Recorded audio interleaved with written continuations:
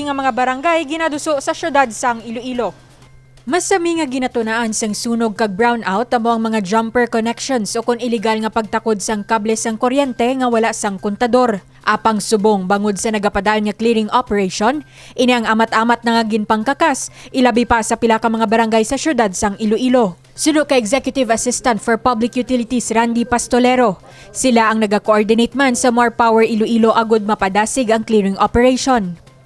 Well, we've been coordinating sa More Power and they have been giving us information sa ilang efforts man, not only to apprehend and to catch the perpetrators of those na nagapilpers ng kuryente, but also to provide sang option and alternative to get legal nga electricity, no?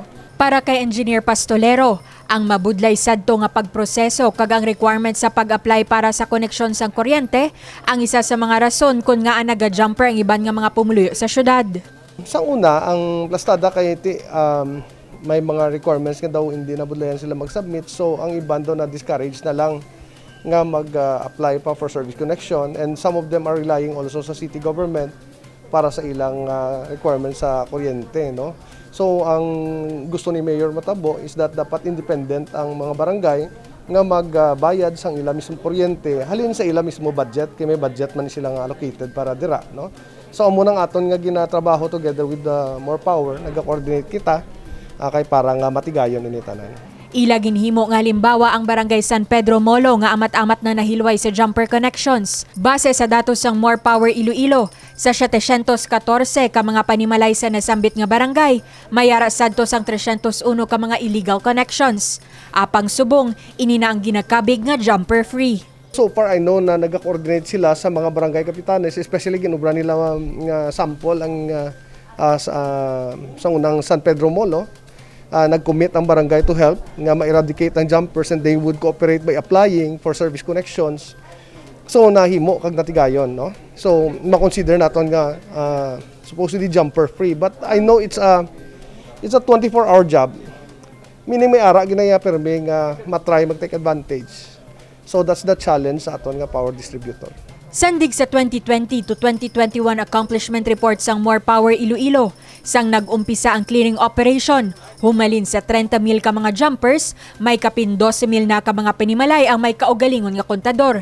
Kag sa pinakauliman nga datos sang talatapan, may kapin 4 na ka mga barangay nga sadto wala sang kaugalingon nga kontador ang natakdan na. Ini ang Barangay Alalasan Lapuz, Barangay Our Lady of Lourdes sa Haro, Barangay Gustilo La Paz, kag Barangay Taft North sa Mandurriao. Samtang, nagapadayo naman ang pagtakod sang dugang mga kontador sa iban pa nga mga barangay. Divine Singh para sa Level Up Patrol. Pagpahamtang sang communal garden sa mga barangay ang hindi gid lamang nagahatag sang pagkaon, ginapasangkad man sang programa ang pagbinuligay sang komunidad. Pagbutlak sang adlaw, masako ng mga barangay volunteers sa pagpreparar sang mga plot sa ilang communal garden sa barangay Nabitasan, La Paz. May mga nagapanghilamon, kagang iban, ginatatap ang mga seedlings nga ila iga transplant. Ini ang kada adlaw nga ginakasakuan ni Barangay Kagawa John Jesner Punsaran, kaupod ang mga pumuluyo nga nagboluntaryo sa pag-obra sa communal garden. Nag-join kami sa GPT Edscape sing aton nga pinalangga nga Mayor Jerry Pitranias kay tungod nakita naton no bilang barangay official, isa sa nakita naton is ang kapigaduhon nga gindulot sining pandemya subong sa aton. So gintake namo ng opportunity since may amo sining nga program ang city kag gin-initiate no sa aton nga pinalangga nga Mayor Jerry Pitranias, gin-grab namo ng opportunity to join para at least makahatag kami sing kahigayunan sa aton mga pumuluyo, most especially sa mga nadulaan sing obra. Isa ang nabitasan sa 36 ka mga barangay sa Iloilo City nga nagupod sa JPT Edscape o kunang Jerry P. Treñas Edible Landscape nga ginsuguran sang tuig 2020. Para sa taga-barangay Nabitasan, dako nga bulig ang ini nga programa para sa ila komunidad. Subong nagasugod pa lang kami, nakita gid naton ang unity kag cooperation sa tagsa-tagsa ka pumuluyo. May it be an ordinary citizen, volunteers, or tanan nga mga barangay officials naton kag mga health workers, barangay tanods, youth, kag tanan pati PTA naton no nagbulig gid. So makita naton ang unity kag cooperation sing tagsa-tagsa diri sa aton nga komunidad. because gapati kita no nga kung damo kita nagabinuligay mas namag-an ang obra kag mas damo kita mahatag sa aton nga mga isig kapareho, most especially sa mga nadulaan sing obra kag palangitan-an subong nga pandemya. Sa subong nag-level up man ang ini nga programa, hindi lamang hardin ang makitaan sa barangay. Bangod luyag sang Iloilo City Agriculturist Office nga iduso ang integrated farming sa syudad, may mga manok nga ginpanghatag sa pila ka mga barangay. Kasunod sini, amat-amat naman nga gina-develop ang Takas Nursery sa Haro agod himuon nga Urban Soil Culture Workstation. Atong Takas Nursery nga gindab nato na subong urban soil culture workstations for agricultural gardens on Uswag nga mahimo siya nga trainingan sa aton mga barangays, even private persons. Manghimo siya nga showcase ang urban gardening, introduce ta mga vertical nga gardening para makita exactly sang tao kung ano namin tabla kung istorya kita. Kag later on i-request naton kay Mayor Jerry nga butangan dira sang gamay nga pigiri, gamay nga poultry man, mabutang man ang BFAR sang gastuhan Manila, mahatag sila sang 140,000 nga para sa aqua culture, meaning may isda kag may tanom para makita man sang tao kung paano ina nga technology. So mangin sintro ina siya, pwede tun-an sa kabataan, pwede trainingan sa aton mga barangay nga hands-on, hasta composting, pwede tada matudlo kung paano gitsura. Kag at the same time ka production siya. Ang ginapananom naton pwede ta mabaligya kag i-plowback man sa lubrahon dira. Sa tiyon matapos na, handom man sang talatapan nga himuon ini training area para sa mga maluyag magtuon sang integrated farming. Mangin bukas ini sa mga taga-barangay, mga estudyante, kagiban pa nga luyag magtuon sang pagpanguma. Jennifer Garcia Hernandez para sa Level Up Patrol. Mga katapos ng Iloilo City Health Office, nagpakigbahin sang ila talento sa ginpatigayon nga mural painting competition. Kadungan sa pagsaulog sang National Women's Month sang nakaligad nga bulan, naglunsar ang University of the Philippines Visayas Gender and Development Office sang isa ka mural painting contest. Ini ang may tema, Juana sa gitna ng pandemya.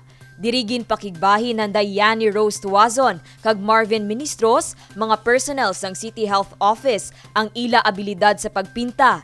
Pinaagi sa sininga kompetisyon, ila ginpakita ang nagkalain-lain nga papel sang kababaihan sa komunidad.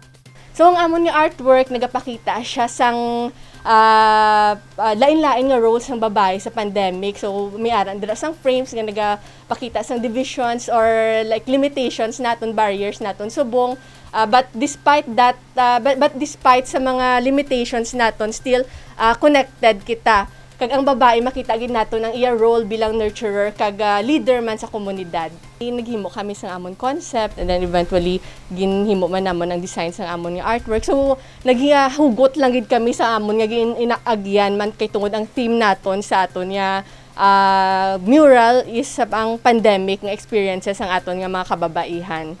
Ini nga mural painting ang naghatag sang kadalagan para sa syudad sang Iloilo matapos gindeklara nga kampyon. Very thankful because it's also part of our advocacy sa Iloilo City Health Education and Promotion Office nga nakapatigayon kita sang aton nga mural sa under sa ugsad sang UP. So ang amon advocacy is nga ang babae pwede siya maging anything nga gina-aspire niya. So nakita man naton ang role sa mga kababaihan naton sa pandemic nga ini, and most especially not just breaking the barriers sa kung ano ang pwede nga maging career sang isa ka babae, also is ang innate nga qualities ng babae nga pagiging nurturer niya sa community naton. Libre sang UPV ugsad ang makagamitan sa mural painting contest.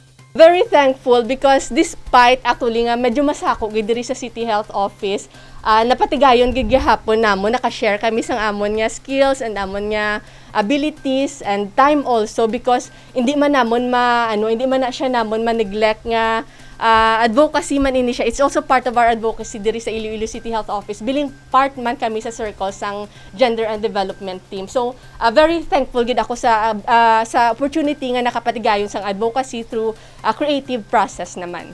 Ang ini nga mural painting contest ang ginhiwat sang Marso 15 tubtob Marso 31. Kabahin man diri ang John B. Lacson Foundation Maritime University, West Visayas State University kag Department of Social Welfare and Development Office, Region 6. Dane Raffles para sa Level Up Patrol.